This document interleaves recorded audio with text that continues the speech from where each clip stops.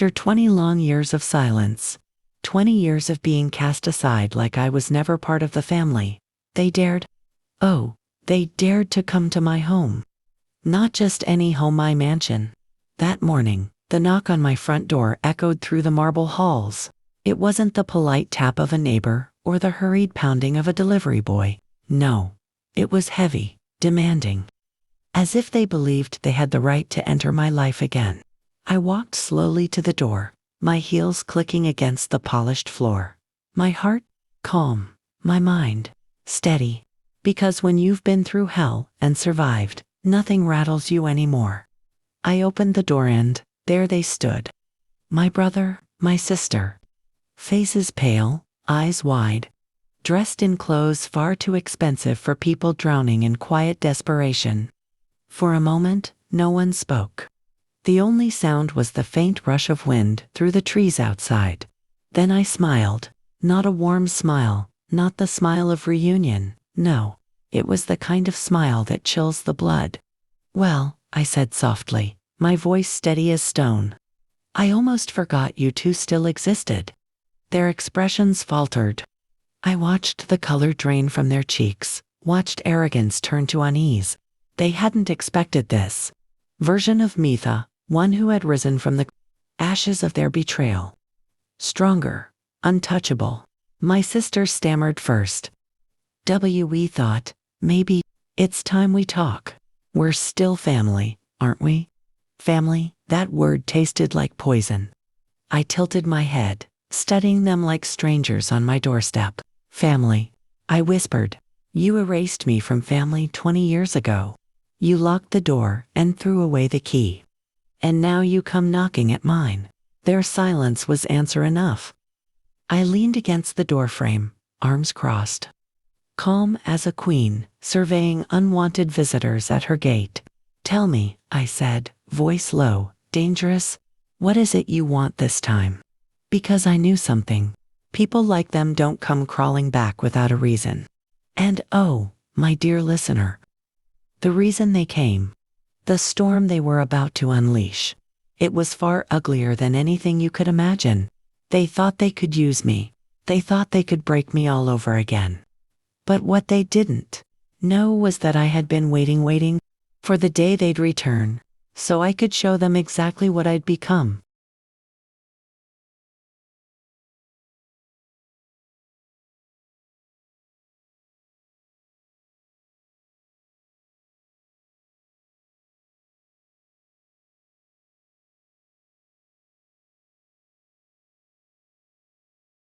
You know, child, betrayal doesn't come from enemies. Strangers can wound your body, but only family has the power to cut into your soul. I wasn't always this woman standing tall in a mansion. Once, I was just the forgotten daughter. The quiet sister, the one who believed blood was stronger than ambition. Oh, how wrong I was. I remember the day it began. My father had just passed away, and instead of grieving together, my brother and sister began circling like vultures over his legacy. Money, land, shares, his business, everything he built with sweat and sacrifice. And me, I was brushed aside like dust. My brother sneered, What will you do with father's company? You don't belong in the boardroom." My sister added, with a cruel laugh, "Honestly, it's better if you stay out of the way. You were always too soft." Soft, that word still echoes. To them, kindness was weakness, and loyalty was foolishness. They cut me out. They banned me from reunions, from family gatherings, even from decisions about my own inheritance. Imagine that, sitting alone on holidays, knowing your own blood has erased you as if you never existed. But let me tell you something: silence can be powerful. Loneliness can be a teacher. While they wasted years fighting over scraps of money, I was building something far greater. I was learning, investing, planting seeds in places they could not even dream of. And while I grew stronger in the shadows, they grew hungrier, greedier, weaker. Now, standing at my door after 20 years, I could see it in their eyes. Desperation, not love, not regret.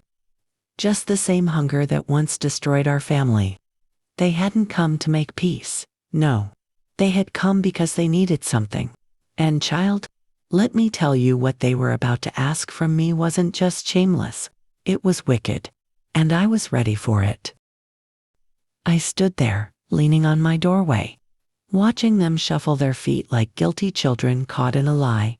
But trust me, guilt had nothing to do with why they came. Finally, my brother cleared his throat. Look, we didn't come here to fight. We came because we need your help. Ah, there it was. The truth, naked and pitiful. I folded my arms, raised an eyebrow. Help, after erasing me from the family. After 20 years of silence. You think you can come crawling back now? My sister's face twisted into that same fake sweetness she used as a mask when we were young. We made mistakes, all right, but this isn't about the past. We're in trouble. Big trouble. I laughed, soft, sharp, bitter. And what does your trouble have to do with me? Then came the knife. We want you to sign over a portion of your company shares, my brother said. His voice cracked, but he forced the words out. If you don't, everything will collapse. The family name, the business, everything father built. I felt my jaw tighten. So this was it. Not love. Not reconciliation. Just money. Just greed, dressed up in the rags of fake family honor. Sign over my company. I repeated slowly, each word tasting like venom. Do you even hear yourselves? You cast me out. You left me to rot. And now, you come begging at my door. For the very success you swore I'd never have. They exchanged nervous glances. My sister's voice dropped, almost a hiss. If you don't help us, we'll have no choice but to take action. Threats, imagine that. After all their cruelty, they still believed they had power over me. But oh child, what they didn't know was that the woman standing before them was not the weak girl they abandoned. I was fire now, and I was ready to burn down every illusion they clung to. They thought their threats would scare me. They thought I'd bow my head like before. But instead, I was about to make the first move in a war they could never win. They left that day with their heads held a little higher than they had any right to. I watched them go down my long drive, shoulders hunched against more than the cold. Inside, the house felt too big for one person. But I had long ago learned how to fill quiet spaces with work and purpose. The next morning, I sat at my desk with a cup of tea gone cold beside a stack of spectral readouts. My hands moved out of habit, my fingers still remembered the rhythm of calculation. Even when my heart was storming, I had expected petitions of the soul, maybe a parade of apologies. What I did not expect was the first legal move, so neat and polite in its cruelty. A week later, a man in a suit arrived at the gate. He wasn't the kind you see in glossy magazines. He was the kind who carried envelopes that smelled faintly of paper and strategy. Process server, he said when Arthur opened the door. Arthur's face was closed. He did not like surprises, neither did I. I read the lawsuit in my study with the calm of someone reading a dry, badly argued scientific paper. But words on paper can hurt as much as a slap. They had filed a suit claiming my grandmother's inheritance had been mishandled. They called it fiduciary breach.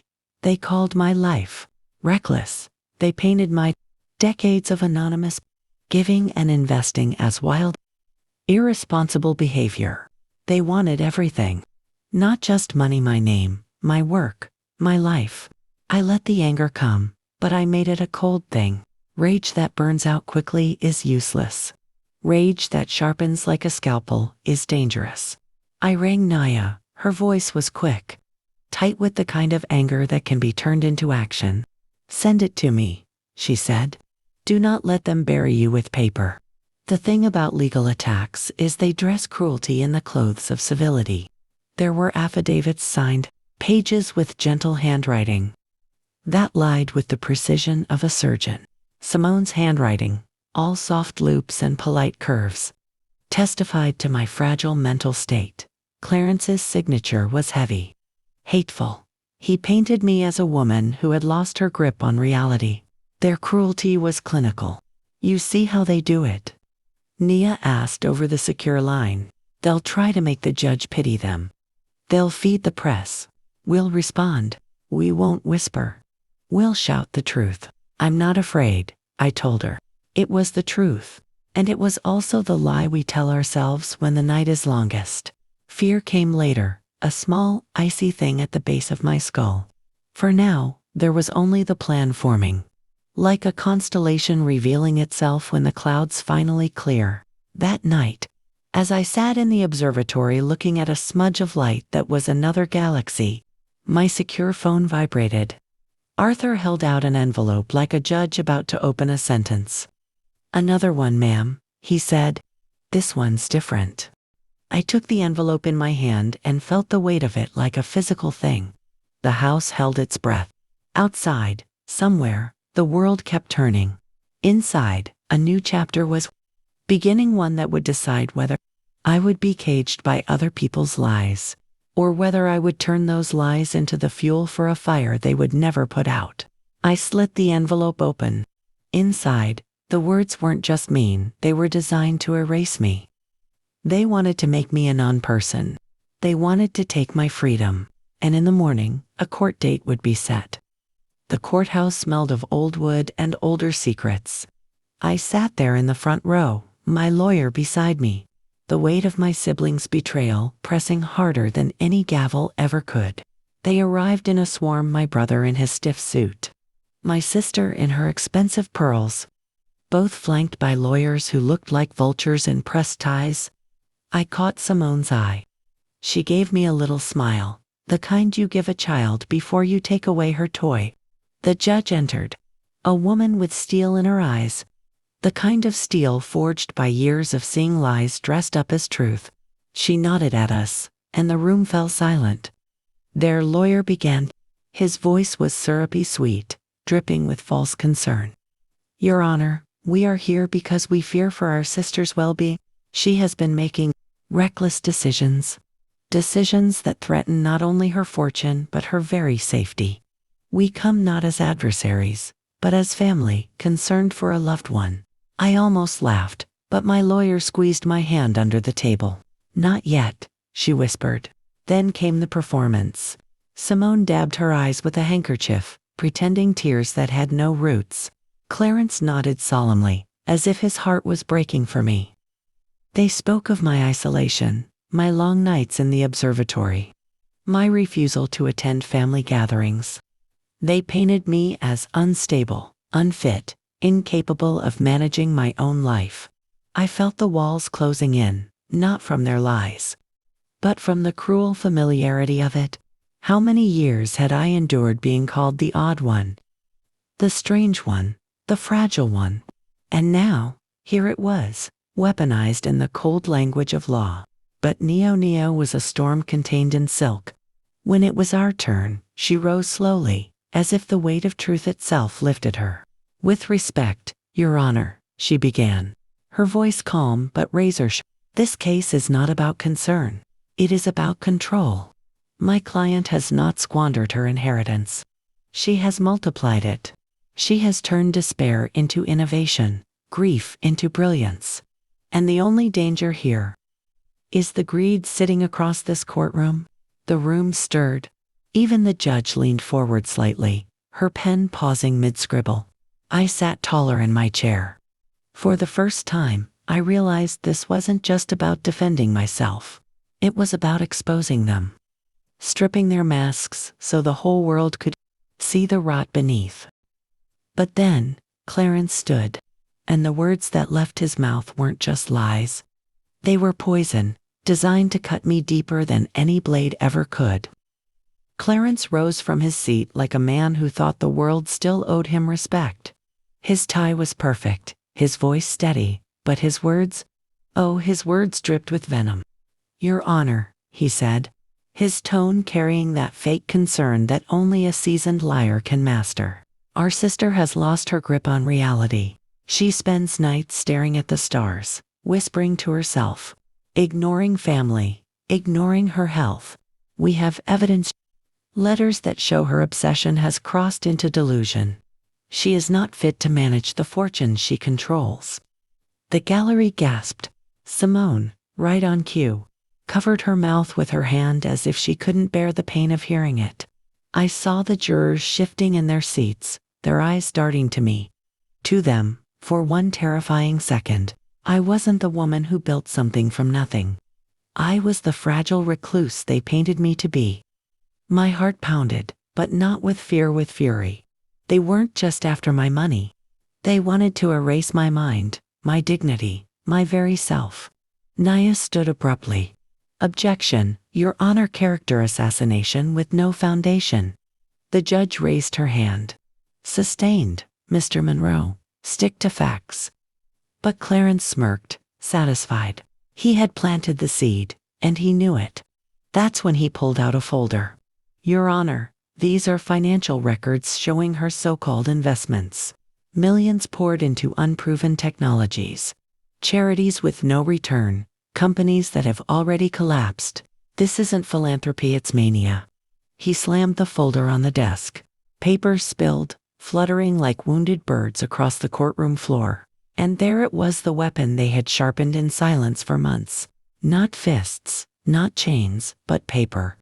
Paper that could brand me insane, incompetent, unworthy. I clenched my jaw so hard I tasted blood. Simone leaned in, her voice just loud enough for me to hear. You'll lose everything, sister. And when you do, we'll finally put the Monroe name back where it belongs, with us. For years I had taken their cruelty in silence.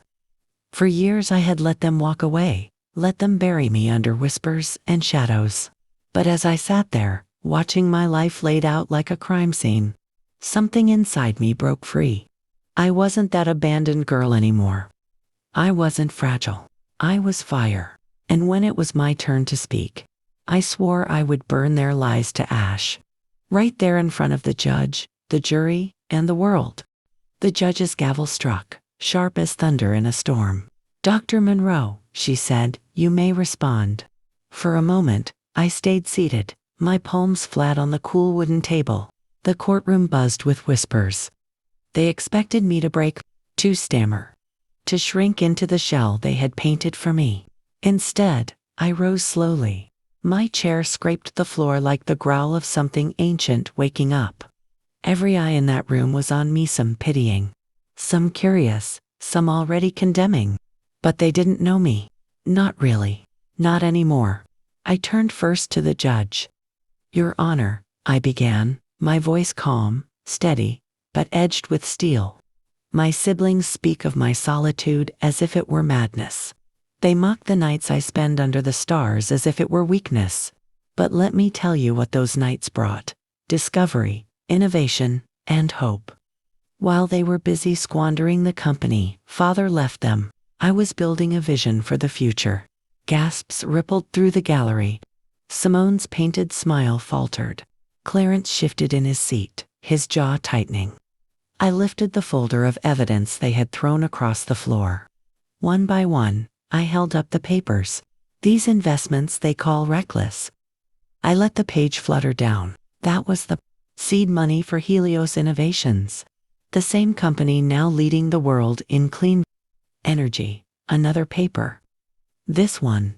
That was for a research foundation. That cured a rare childhood disease in record time. Another. And this. That was for scholarships of young scientists, now building the future because of it. I let the final sheet drift to the ground like ash. They call it mania. I call it vision. And the world agrees with me, not them. The silence was electric.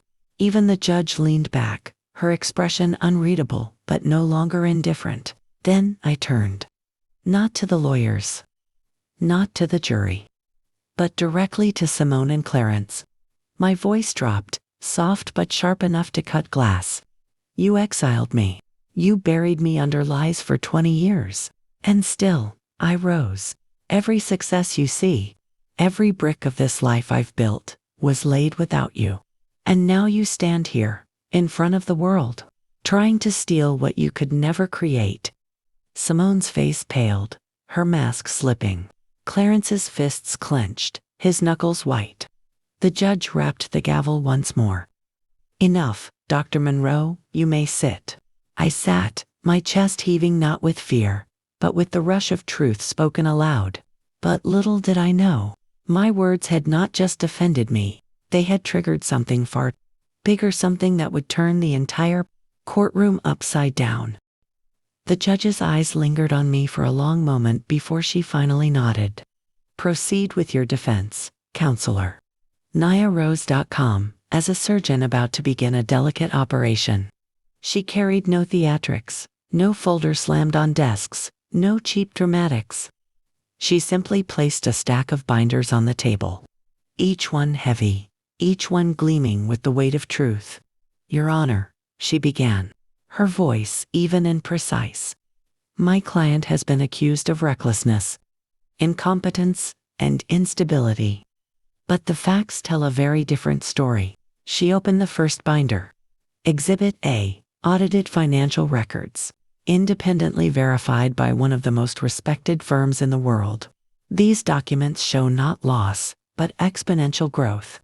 Investments deemed reckless by the petitioners have yielded global breakthroughs in clean technology, medical research, and education. The courtroom leaned forward. Reporters scribbled furiously. Clarence shifted uncomfortably, his earlier confidence cracking like thin ice. Nia moved on. Exhibit B, sworn testimonies from 6 Nobel laureates. She read a passage aloud. Dr. Monroe's contributions to science and philanthropy are visionary. Far from unstable, she has demonstrated remarkable foresight and discipline. The judge's eyebrows arched. The jurors whispered among themselves. Simone's hand trembled as she clutched her pearls. Her carefully rehearsed fragility was starting to look like what it truly was. And then came the killing blow.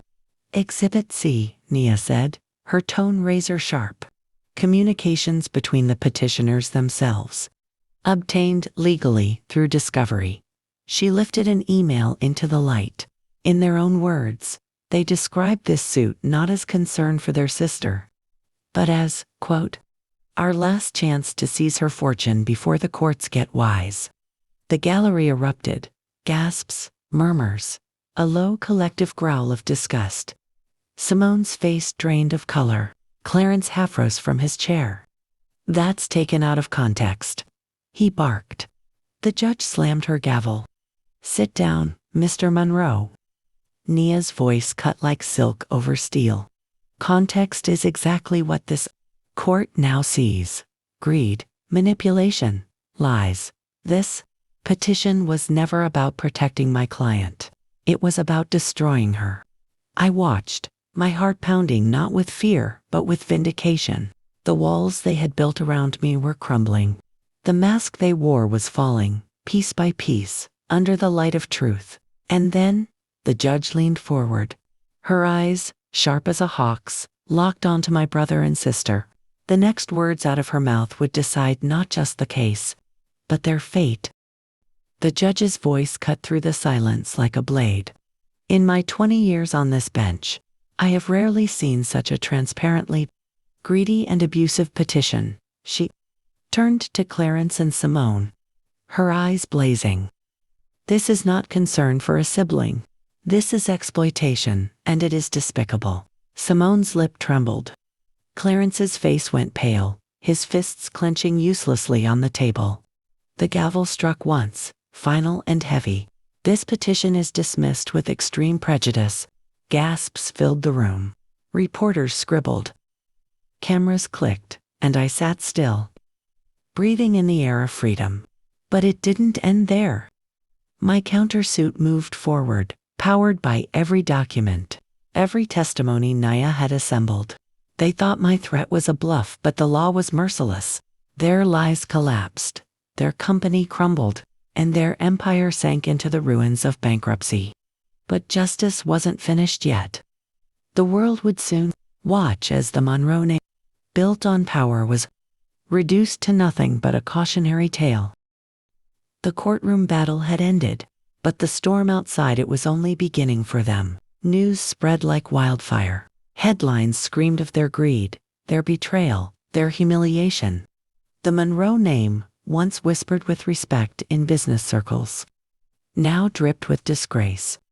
Investors fled.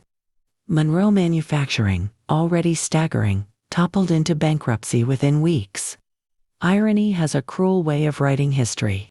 Their factories, the same ones that had poisoned our hometown skies, were auctioned off for pennies. And who acquired them? One of my subsidiaries. Within months, the smokestacks were gone, replaced with green fields and the beginnings of a clean energy research park. The land they once used to choke the earth now breathed freely again.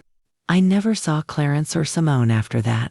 Their desperate calls and letters never reached me. My security team returned them unopened. They had made their choice 20 years ago when they cast me out. I was simply honoring it. And me, I did not dance on their ruin. Victory didn't bring me joy, brought me peace. For the first time in decades, the noise of their cruelty was gone. I returned to my observatory, to the quiet hum of machines and the endless dance of the stars. One night, as I gazed at the soft glow of the Andromeda galaxy, my phone buzzed. It was Naya. Her voice was warm, gentle, final. "It's done," she said. "They'll never trouble you again." "Thank you," I whispered, though my gratitude was larger than words. "You don't have to thank me," she replied softly. "You built the shield that protected you. I only helped hold it up." The call ended. Silence returned. But it wasn't the silence of loneliness, it was the silence of freedom, of survival, of victory. I lifted my gaze once more to the heavens, and for the first time in a long time, I felt truly safe, truly enough, because the universe I had built my sanctuary. My work, my truth was mine, untouchable, eternal. And that, my dear ones, is the lesson. Sometimes the family you lose is no loss at all. And the peace you fight for, though costly, is priceless. So remember, let anyone rewrite your story. Protect it, guard it, and live it with pride. Thank you for listening, child. Don't forget subscribe if you want more of Grandma's truths. Until next time, I'll be here, watching the stars.